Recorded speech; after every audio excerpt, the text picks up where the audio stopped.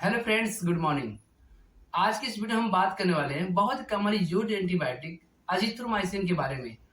इस वीडियो में आप जान पाएंगे अजिथ्रोमाइसिन क्या है, अजिथ्रोमाइसिन का प्रयोग किन बीमारियों को ठीक करने के लिए किया जाता है, अजिथ्रोमाइसिन का साइड इफेक्ट क्या है, अजिथ्रोमाइसिन कैसे काम करता है, अजिथ्रोमाइसिन किन दवाओं के साथ रिएक्शन कर सकता है, और वीडियो के अंत में बात करेंगे अजिथ्रोमाइसिन से रिलेटेड कुछ क्वेश्चन के आंसर के बारे में। तो फ्रेंड्स, अजिथ्रोमाइसिन से संबंधित पूरे नॉलेज को पाने के लिए वीडियो को पूरा देखें। यदि वीडियो अच्छा लगे प्लीज लाइक कर देना, और यदि आप चैनल पहली बार विजिट कर रहे हैं तो चैनल को सब्सक्राइब कर देना। चलिए वीडियो को शुरू करते हैं।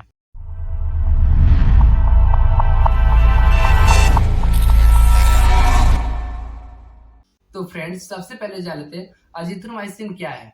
अजिथ्रोमाइसिन एक ब्रॉड स्पेक्ट्रम एंटीबायोटिक है जो वाइड रेंज ऑफ बैक्टीरिया पर काम करता है, यानी यह ग्राम पॉजिटिव और ग्राम नेगेटिव दोनों ही बैक्टीरिया पर काम करता है।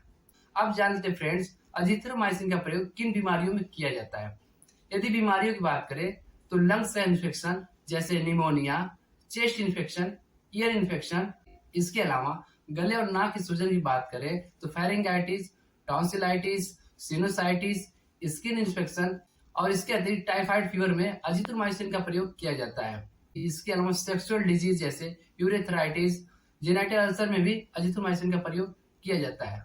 इसमें ध्यान रखने वाली बात यह है कि अजिथ्रोमाइसिन वायरल इन्फेक्शन के अगेंस्ट कार्य नहीं करती है, इसलिए इसका role viral infection common cold में लिमिट रहता है। वायरल इन्फेक्शन की अगर बात करें तो सीवियर वायरल इन्फेक्शन, जिसमें सेकेंडरी बैक्टीरियल इन्फेक्शन का रिस्क होता है, इसमें अजिथ्रोमाइसिन का प्रयोग किया जाता है। इसमें ध्यान रखने वाली बात यह होती है कि बिना डॉक्टर की प्रिस्क्रिप्शन या सलाह के अजिथ्रोमाइसिन का प्रयोग नहीं करना चाहिए। अब बात कर लेते हैं अजिथ्रोमाइसिन काम कैसे करती है।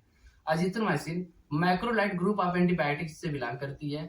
यह बैक्टीरिया के अंदर जो प्रोटीन सिंथेसिस होती है उसे ब्लॉक कर देती है, इससे बैक्टीरिया ग्रोथ नहीं होता। इसलिए अजिथ्रोमाइसिन को बैक्टीरियोस्टेटिक कहा जाता है। अब यहाँ पे एक सवाल उठता है कि बैक्टीरियोस्टेटिक कौन सी एंटीबायोटिक होती है, बैक्टीरियोसिडल कौन सी एंटीबायोटिक होती है। जो एंटीबायोटिक बैक्टीरिया के प्रोटीन सिंथेसिस को ब्लॉक करती है उसे बैक्टीरियोस्टेटिक कहा जाता है, और जो एंटीबायोटिक बैक्टीरिया को ही किल कर देती है उसे बैक्टीरियोसाइडल एंटीबायोटिक कहा जाता है। अब बात कर लेते हैं इसके डोज और ड्यूरेशन की। एडल्ट में अजिथ्रोमाइसिन 5 mg प्रिस्क्राइब किया जाता है, परंतु कुछ बीमारियों में 250 mg या फिर 1 ग्राम ही प्रिस्क्राइब किया जाता है। यह सीवियरिटी ऑफ डिजीज पर निर्भर करता है। बच्चों में अजिथ्रोमाइसिन 10 mg पर केजी के हिसाब से प्रिस्क्राइब किया जाता है। अब बात करते हैं इसके ड्यूरेशन की। अजिथ्रोमाइसिन की टी हाफ लाइफ लंबी होती है, जिसकी वजह से इसे दिन में एक बार के लिए ही प्रिस्क्राइब की जाती है। ज्यादातर अजिथ्रोमाइसिन 5 से 10 दिनों के लिए प्रिस्क्राइब की जाती है, परंतु कुछ बीमारियां होती है जैसे ट्यूबरकुलोसिस, इसमें 1 महीने के लिए प्रिस्क्राइब की जा सकती है। तो यह डिजीज और उसकी सीवियरिटी पर निर्भर करती है। इसमें ध्यान रखने वाली बात यह है कि डॉक्टर ने जो कोर्स आपको बताया है उसे पूरा करना चाहिए। यदि आप कोर्स को बीच में ही छोड़ देते हैं, इससे बॉडी में एंटीबायोटिक रेजिस्टेंस डेवलप हो जाता है, जिसकी वजह से हो सकता है कि अजिथ्रोमाइसिन आप और लंबे समय तक के लिए प्रिस्क्राइब किया जाए। अब सवाल आता है कि अजिथ्रोमाइसिन का प्रयोग ओरली कैसे करना चाहिए। अजिथ्रोमाइसिन दिन में 1 बार लेना चाहिए, खाने के बाद या खाने के साथ, और 1 गिलास पानी के साथ लेना चाहिए। अगला सवाल है, यदि डोज मिस हो जाए तो क्या करना चाहिए। फ्रेंड्स, ज्यादातर कोशिश करना चाहिए कि डोज मिस ना हो, लेकिन यदि मिस हो जाती है तो आपको जैसे याद आती है आपको अजिथ्रोमाइसिन प्रयोग कर लेना चाहिए। अब बात कर लेते हैं अजिथ्रोमाइसिन से होने वाले साइड इफेक्ट की। यदि कॉमन साइड इफेक्ट की बात करें तो डायरिया, हेडेक, भूख कम लगना, लॉस ऑफ टेस्ट, ये कॉमन साइड इफेक्ट हो सकते हैं।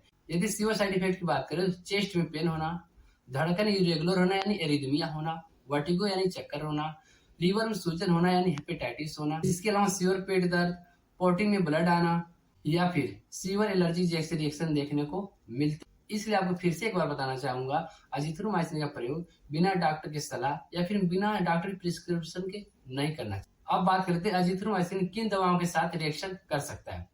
इंडाइजेशन के लिए प्रयोग होने वाली मेडिसिन एंटासिड के साथ अजिथ्रोमाइसिन रिएक्शन कर सकता है।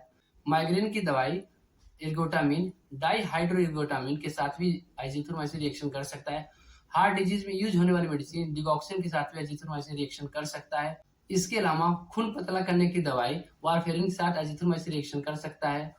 कोलेस्ट्रॉल कम करने की मेडिसिन, कोलेस्ट्रॉल कम करने की दवाई स्टेटिन के साथ भी अजिथ्रोमाइसिन रिएक्शन कर सकता है, और एचआईवी की दवाई नेल्फिनाविर के साथ भी अजिथ्रोमाइसिन रिएक्शन कर सकता है। इसके अतिरिक्त एंटीबायोटिक रिफाब्यूटिन के साथ भी अजिथ्रोमाइसिन रिएक्शन कर सकता है। यदि इनमें से कोई भी मेडिसिन आपको पहले से चल रही हो तो डॉक्टर से अवश्य बताना चाहिए। अब बताता हूँ अजिथ्रोमाइसिन से संबंधित कुछ सवाल और उसके जवाब को। कुछ लोग का सवाल होता है अजिथ्रोमाइसिन से कितने दिनों में आराम मिलता है। फ्रेंड्स, यदि आपको अजिथ्रोमाइसिन का 3 डोज लेने के बाद भी आराम नहीं मिल रहा हो तो आपको डॉक्टर से कंसल्ट करना चाहिए। कुछ लोग का सवाल होता है कि क्या अजिथ्रोमाइसिन को रात में प्रयोग कर सकते हैं। जी हाँ फ्रेंड्स, अजिथ्रोमाइसिन को किसी भी टाइम प्रयोग कर सकते हैं, परंतु आपको अगले दिन भी सेम टाइम पर लेना होता है। कुछ लोग का सवाल होता है कि अजिथ्रोमाइसिन का प्रयोग करने पर यदि आराम ना मिले तो क्या करना चाहिए। अगर आपको डॉक्टर ने अजिथ्रोमाइसिन प्रिस्क्राइब किया है, फिर भी आपको आराम नहीं मिल रहा है, तो आपको डॉक्टर से फिर से कंसल्ट करने की आवश्यकता है। अगला सवाल है, क्या अजिथ्रोमाइसिन प्रेग्नेंट महिलाओं या फिर उन महिलाओं में जो फीडिंग कराती हैं और बच्चों में सेफ है। जी हाँ दोस्तों, अजिथ्रोमाइसिन प्रेग्नेंट महिला या फिर उन महिलाओं में भी सेफ है जो बच्चों को फीडिंग कराती है, साथ में बच्चों में भी ये अजिथ्रोमाइसिन सेफ है।